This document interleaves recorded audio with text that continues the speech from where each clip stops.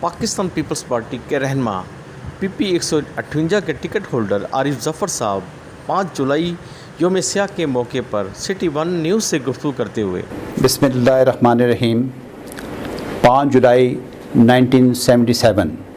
پاکستان کی سیاسی تاریخ کا ایک سیاہ ترین دن، جس کے اندر اس ملک کی ایک منتخب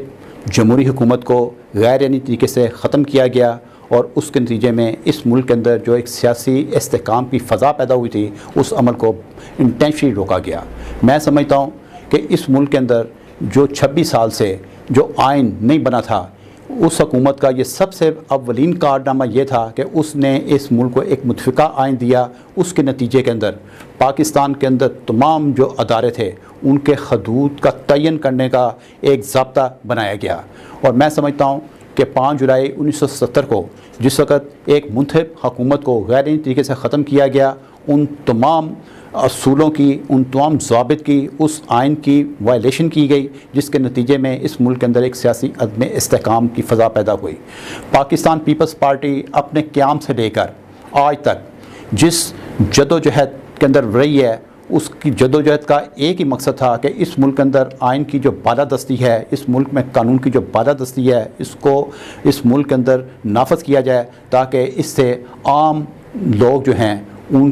کے جو معاملات ہیں ان کو احسن طریقے سے ان معاملات کو حل کیا جائے۔ لیکن یہ انتہائی افسوس کے ساتھ کہا جاتا ہے کہ ملک کے اندر ایک سیاسی عدم استحکام کی فضا پیدا کی گئی، اور مختلف حوالوں سے اس ملک کے اندر اس قسم کے معاملات کیے گئے کہ جس کے اندر عام عوام کے مسائل کے حل کے لیے بجائے اس کو حل کرنے کے ان کے اندر مسائل کا اجرا کیا گیا۔ میں سمجھتا ہوں کہ جس وقت ذوالفقار علی بھٹو کو 1979 کے اندر تختہ دار پہ چڑھایا گیا، ان کو شہید کیا گیا، لیکن میں سلام پیش کرتا ہوں دختر مشرق محترمہ بے نظیر بھٹو کو کہ انہوں نے اپنے اس والد کے مشن کو قائم رکھنے کے لیے پاکستان پیپلز پارٹی کے بہادر اور نڈر جو کارکن تھے، ان کے جو قائدین تھے، انہوں نے اپنی جان کے نذرانے پیش کیے، انہوں نے قید و بند کی صورتیں برداشت کی، انہوں نے تمام ان حالات و واقعات کا سامنا کیا کہ جس سے اس ملک کے اندر جمہوری فضا کو پروان چڑھ سکے۔ اور اس کے نتیجے میں سمجھتا ہوں کہ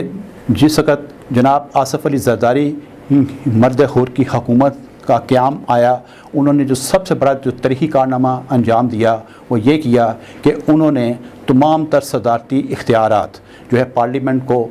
دیے، اور اس ملک کے اندر 18ویں ترمیم کے ذریعے صوبوں کو بااختیار کیا گیا۔ اور میں سمجھتا ہوں کہ جس وقت یہ تمام ایک عمل کے اندر وہ ساری چیزیں آئیں، اس کے اندر اس ملک کے اندر ایک سیاسی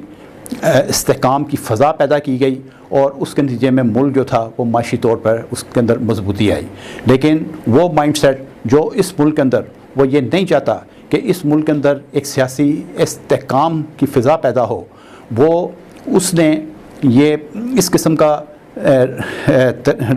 روش اختیار کیے رکھی کہ جس کے نتیجے کے اندر ملک کے اندر اس قسم کے ایک فضا بنائی گئی کہ وہ لوگ جن کی اپنی کوئی سیاسی حیثیت نہیں تھی ان کو ایک سیاسی قوت کے طور پہ سامنے لانے کی کوشش کی، لیکن وہ وقت کے ساتھ ساتھ جو ہے وہ میں سمجھتا ہوں کہ وہ بے نقاب ہو گئے۔ ان کے پاس کوئی ایسا ایجنڈا نہیں تھا ماں سوائے اس کے کہ اس ملک کے اندر ایک سیاست کی فضا کو، ایک مضبوط معیشت کی فضا کو قائم کیا جائے۔ میں سمجھتا ہوں کہ 2018 کے الیکشن کے بعد مرد حر جناب آصف علی زرداری نے جس وقت پارلیمنٹ میں ملک کے وسیع تر مفاد کے اندر اس چیز کا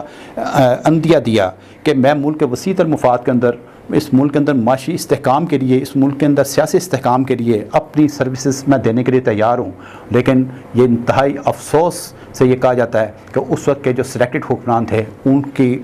سمجھ میں ان کا یہ فارمولہ نہیں آیا۔ اور آج بھی میں یہ سمجھتا ہوں کہ پاکستان کے اندر جو سیاسی حالات جس نچ پہ پہنچ چکے ہوئے ہیں، اس وقت پاکستان کے اندر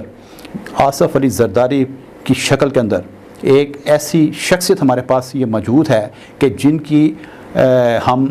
صلاحیتوں سے استفادہ کر کے اس ملک کے اندر ایک سیاسی فضا کو قائم کر سکتے ہیں، جس کے نتیجے میں اس ملک کے اندر ایک مضبوط معاشی فضا کی راہ ہموار ہو سکتی ہے، اور یہ ملک جو ہے، جو اس کا خواب تھا ایک ترقی کی طرف جانے کے لیے، ایک عام شخص کے جو بنیادی حقوق کے حصول کے لیے جو ہم یہ جدوجہد کر رہے ہیں، میں سمجھتا ہوں کہ ہمارے پاس وہ تمام وہ مواقع